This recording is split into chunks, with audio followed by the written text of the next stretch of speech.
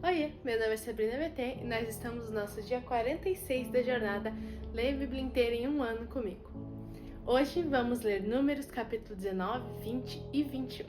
Se você ainda não é inscrito, se inscreve aqui no canal, deixa seu like e compartilha com aquela pessoa que ainda não leu a Bíblia hoje. Sem mais delongas, vamos ler o capítulo de número 19, de 20 e o 21 de Números. O capítulo de número 19 vai dizer assim: O Senhor disse a Moisés e a Arão: Esta é uma prescrição da lei que o Senhor ordenou, dizendo: Diga aos filhos de Israel que tragam uma novilha vermelha, perfeita, sem defeito, que não tenha ainda levado jugo. Entreguem essa novilha ao sacerdote Eleazar. Este a levará para fora do arraial, e ela será morta diante dele. O sacerdote Eleazar pegará um pouco do sangue com o dedo e dele aspergirá para a frente da tenda do encontro 7 vezes. À vista do sacerdote, a novilha será queimada. O couro, a carne, o sangue e o excremento, tudo será queimado. E o sacerdote pegará um pedaço de madeira de cedro, isopo e pano de carmesim e lançará no meio do fogo, que queimará a novilha. Então o sacerdote lavará as suas roupas e banhará o seu corpo em água. Depois entrará no arraial e ficará impuro até a tarde.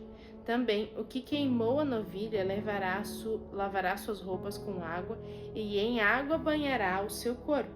Ficará impuro até a tarde. Um homem que esteja puro ajuntará a cinza da novilha e o depositará fora do arraial, num lugar puro, e ela será guardada para a congregação dos filhos de Israel, para a água purificadora, é oferta pelo pecado.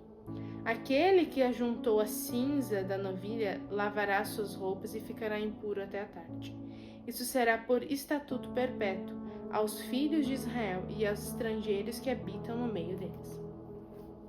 Aquele que tocar no cadáver de uma pessoa ficará impuro durante 7 dias. O terceiro dia e no 7º dia se purificará com esta água e ficará puro. Mas se no terceiro dia e no 7º não se purificar, não ficará puro. Todo aquele que tocar no cadáver de uma pessoa e não se purificar contamina o tabernáculo do Senhor. Essa pessoa será eliminada de Israel, porque a água purificadora não foi aspergida sobre esta pessoa, ficará impura. A sua impureza ainda está nela. Esta é a lei quando alguém morrer numa tenda.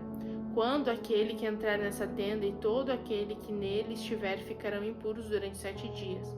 Também toda vasilha aberta sobre a qual não houver tampa amarrada ficará impura. Todo aquele que no campo coberto tocar em alguém que for morto pela espada, em outro morto, nos ossos de alguma pessoa ou numa sepultura, ficará impuro durante 7 dias. Para a pessoa impura, pegarão a cinza da queima de oferta pelo pecado e sobre esta cinza porão água corrente num vaso. Um homem puro pegará isopo, molhará naquela água e aspergirá sobre aquela tenda, sobre um utensílio e sobre as pessoas que ali estiver. Também a aspergirá sobre quem tocar nos ossos, em alguém que foi morto ou que morreu, ou numa sepultura. O puro aspergirá sobre o impuro no terceiro dia e no 7º dia. Deverá purificá-lo no 7º dia. E a pessoa que era impura lavará as suas roupas, se banhará na água e à tarde ficará pura. No entanto, a pessoa que estiver impura e não se purificar, essa será eliminada do meio da congregação, porque contaminou o santuário do Senhor. A água purificadora não foi aspergida sobre ela. Esta está impura. Isso será um estatuto perpétuo para eles. Aquele que aspergir a água purificadora lavará as suas roupas. A quem tocar a água purificadora ficará impuro até a tarde. Tudo que uma pessoa impura tocar também ficará impuro. A quem a tocar ficará impuro até a tarde. Capítulo 20. Toda a congregação dos filhos de Israel chegou ao deserto de Zin no primeiro mês, e o povo ficou em Cádiz. Ali Miriam morreu, e ali ela foi sepultada. Não havia água para o povo, então se ajuntaram contra Moisés e contra Arão, estava namorando. E o povo discutiu com Moisés, dizendo: antes tivéssemos morrido quando os nossos irmãos morreram diante do Senhor.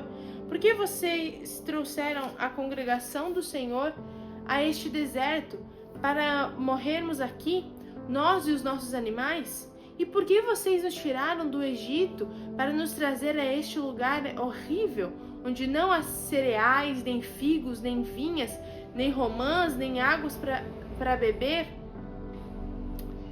A gente já teve essa conversa, galera? Essa conversa já aconteceu. Poxa vida, hein? Então Moisés e Arão saíram da presença do povo e foram para a porta da tenda do encontro e se lançaram sobre o seu rosto, e a glória do Senhor lhes apareceu. O Senhor disse a Moisés: pegue o seu bordão e ajunte o povo, você é Arão e seu irmão, e diante do povo fale à rocha, e ela dará a sua água. Assim vocês tirarão a água da rocha e darão de beber à congregação e aos animais. Então Moisés pegou o bordão que estava diante do Senhor, como este lhe havia ordenado. Moisés e Arão reuniram o povo diante da rocha. Então Moisés lhes disse: agora escutem, rebeldes, será que teremos de fazer com que saia a água desta rocha para vocês? Moisés levantou a mão e feriu a rocha 2 vezes com o seu bordão, e saíram muitas águas, e a congregação e seus animais beberam. Mas o Senhor disse a Moisés e a Arão: por que não creram em mim, para me santificarem diante dos filhos de Israel? Vocês não farão entrar este povo na terra que lhe dei. São estas as águas de Meribá, porque os filhos de Israel discutiram com o Senhor e o Senhor se santificou neles. De Cádiz, Moisés enviou mensageiros ao rei de Edom, para dizer-lhe: assim diz o seu irmão Israel, você conhece todas as aflições que nos sobrevieram, sabe como os nossos pais desceram ao Egito, e nós moramos no Egito muito tempo, e como os egípcios nos maltrataram, e a nós e aos nossos pais. Clamamos ao Senhor, e ele ouviu nossa voz, mandou o anjo e nos tirou do Egito. E eis que estamos em Cádiz, cidade nos confins de seu país. Deixe-nos passar pela sua terra. Não passaremos pelo campo, nem pelas vinhas, nem beberemos a água dos poços. Iremos pela estrada real. Não nos desviaremos para a direita nem para a esquerda, até que passemos pelo seu país. Porém, o rei de Edom respondeu: não passem por aqui. Se o fizerem, sairei com a espada com o encontro de vocês. Então os filhos de Israel lhe disseram: passaremos pelo caminho principal. E se nós e o nosso gado bebermos da água de vocês, pagaremos o preço delas. Não queremos outra coisa a não ser passar a pé. Mas o rei de Edom respondeu: vocês não podem passar. E o rei de Edom veio ao encontro deles com muita gente e com mão forte. Assim os edomitas se recusaram a deixar Israel passar pelo seu país, e por isso Israel se desviou dali. Vocês lembram quem é o pai dos edomitas? Quem é digamos assim, a origem dos edomitas? Se vocês estão acompanhando aí durante esse tempo, vocês lembram? Lembra de Esaú e Jacó? Então, lembra que a gente comentou? O pai dos edomitas é Esaú. E Israel vem de quem? Vem aí mas vindo aí onde Jacó está dentro dessa descendência. Então, coisas se enroscando aqui, né? Então partiram de Cádiz e os filhos de Israel, toda a congregação, foram ao Monte Or. O Senhor disse a Moisés e Arão no Monte Or, nos confins da terra de Edom: Arão será reunido ao seu povo, porque não entrará na terra que dei aos filhos de Israel, pois vocês foram rebeldes à minha palavra nas águas de Meribá. Chame Arão e Eleazar, e filho dele, e diga-lhes que subam o monte Or. Depois tire as vestes sacerdotais de Arão e coloque-as em Eleazar, o filho dele, porque Arão será reunido ao seu povo e ali morrerá. Moisés fez como o Senhor lhe havia ordenado. Subiram o monte Or diante dos olhos de toda a congregação. Moisés tirou as vestes sacerdotais de Arão e as pôs em Eleazar, o filho dele. E Arão morreu ali, no alto do monte. Depois disso, Moisés e Eleazar desceram do monte. Quando toda a congregação soube que Arão era morto, toda a casa de Israel chorou por Arão durante 30 dias. E agora, finalizando com o capítulo 21. O rei cananeu de Arad, que habitava no Negueb, ouviu que Israel vinha pelo caminho de Atarim. Ele atacou os israelitas e levou alguns deles cativos. Então Israel fez um voto ao Senhor, dizendo: Se de fato entregares este povo às minhas mãos, destruirei totalmente as suas cidades. O Senhor ouviu o pedido de Israel e lhe entregou os cananeus. Os israelitas os destruíram totalmente, tanto eles como as suas cidades, e aquele lugar foi chamado de Orma. Então os israelitas partiram do Monte Or pelo caminho do Mar Vermelho para rodear a terra de Edom. Mas o povo se tornou impaciente no caminho e falou contra Deus e contra Moisés, dizendo: aqui mais uma característica ruim, né? Se tornar impaciente faz com que a gente abra a boca pra falar besteira. É o que aconteceu. Paciência gerou besteira. Olha lá. Por que vocês nos tiraram do Egito? De novo esse assunto. De novo, galera. Para que morramos neste deserto, onde não há pão nem água, já estamos enjoados dessa comida ruim. Impacientes e ingratos, eles estavam recebendo comida do céu. Já estamos enjoados dessa comida ruim. A vida não é mais do que beber, não é mais do que comer, minha gente.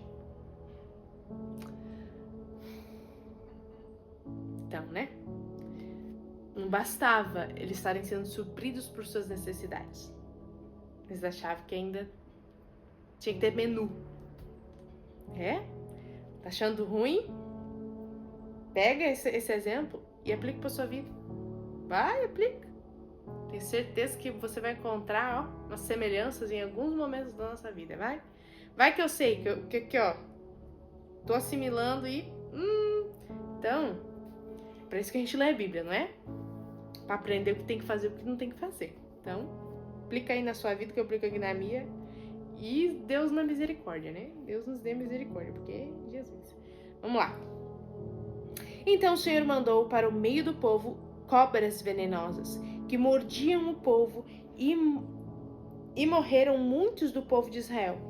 Então o povo foi a Moisés e disse: Nós pecamos porque falamos contra o Senhor Deus e contra você. Ore ao Senhor pedindo que tire de nós as cobras. Então Moisés orou pelo povo. O Senhor disse a Moisés: Faça uma serpente e coloque-a sobre uma haste. Quem for mordido e olhar para ela viverá. Moisés fez uma serpente de bronze e a pôs sobre uma haste. Quando alguém era mordido por alguma cobra, se olhava para a serpente de bronze, ficava curado. Cara, aqui eu acho muito interessante, porque se a gente, né, usar um pouquinho a nossa mente, foi erguida uma haste onde havia uma serpente, e para que as pessoas pudessem ser curadas, das picadas de cobra, né? Elas tinham que olhar para aquela figura que era a figura de cura, né? Que o Senhor tinha mandado erguer. E isso é muito interessante, porque mais para frente vai ter uma outra figura, ou, né, um homem, um acontecimento aonde também é levantado para que nós possamos olhar e receber cura. Então, Cristo, né? Esse episódio vamos lembrar que mais para frente Cristo será levantado no madeiro, e quando nós estamos com os nossos olhos fitos para Cristo, quando nós estamos olhando para Cristo, quando nós estamos olhando para Cristo e andando no seu caminho, nós somos curados. Então a cruz, esse momento nos lembra a cruz, onde Cristo é levantado no madeiro para que nós possamos ser curados, né? Para que nós possamos ser perdoados do pecado. Então isso me lembra, sabe? Isso me faz ter essas relações. Isso é muito bonito, né? Continuando. Então, os filhos de Israel partiram e acamparam em Obote. Depois partiram de Obote e acamparam em Ije-Abrarim, no deserto que está diante de Moabe, para o nascente. Dali partiram e acamparam no vale de Zered, e dali partiram e acamparam na outra margem do Arnon, que está no deserto, que se estende no território dos amorreus. O rio Arnon é a fronteira de Moabe, entre Moabe e os amorreus.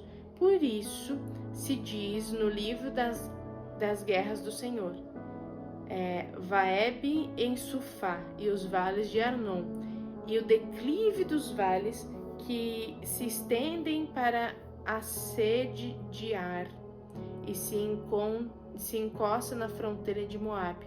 Dali partiram para Ber. Este é o poço do qual o Senhor disse a Moisés: reúna o povo e lhe darei água. Então Israel cantou este cântico: brote, ó poço, entoe cânticos para ele, poço que os príncipes cavaram, que os nobres do povo abriram, que o cedro e com os seus bordões. No deserto partiram para Mataná, e de Mataná para Naliel, e de Naliel para Bamote. De Bamote é o vale que está no campo de Moabe, no alto do monte Pisga, que olha para o deserto.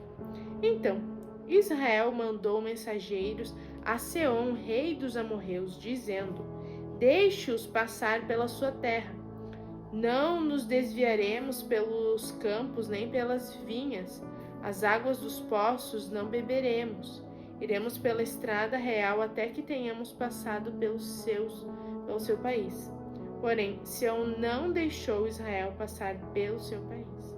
Pelo contrário, reuniu todo o seu povo e saiu ao encontro de Israel ao deserto. Veio até Jazá e lutou contra Israel.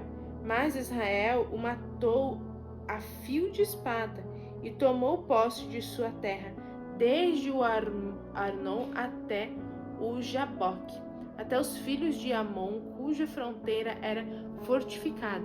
Assim, Israel tomou todas essas cidades dos amorreus e habitou em todas elas, em Esbom e todas as suas aldeias, porque Esbom era cidade de Seol, rei dos amorreus, que tinha lutado contra o antigo rei dos moabitas, de cuja mão havia tomado toda a sua terra até o rio Arnon.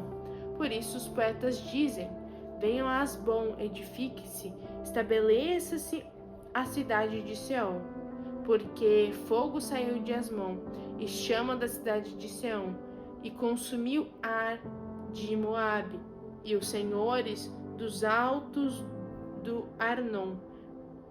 Ai de você, Moabe, você está perdido. O povo de Quemos entregou os seus filhos como fugitivos e suas filhas como cativas, e Seom, rei dos amorreus. A Seom, rei dos amorreus: nós os ferimos com flechas, Então destruímos desde Asbom até Dibom, e os assolamos até Nofá, e com fogo até Medaba. Assim, Israel habitou na terra dos amorreus. Depois, Moisés mandou espiar a cidade de Jazer. Tomaram as suas aldeias e expulsaram os amorreus que estavam ali. Então voltaram e subiram o caminho de Bazã. E Ogué, rei de Bazã, saiu contra eles, ele e todo o seu povo, para atacá-los em Edrei. O Senhor disse a Moisés: não tenha medo dele, porque eu os entreguei na sua mão, junto com todo o povo e a terra dele. E você fará com ele como fez com Sião, rei dos amorreus, que habitava em Esbom. De tal maneira o derrotaram, e eles, a ele e seus filhos e todo o seu povo, que nenhum deles escapou, e tomaram posse da terra dele. E é isso, essa foi a nossa leitura de hoje. E aí, comenta aqui qual foi a parte mais interessante que você achou na leitura de hoje. E é isso, um beijo da Sá e até amanhã!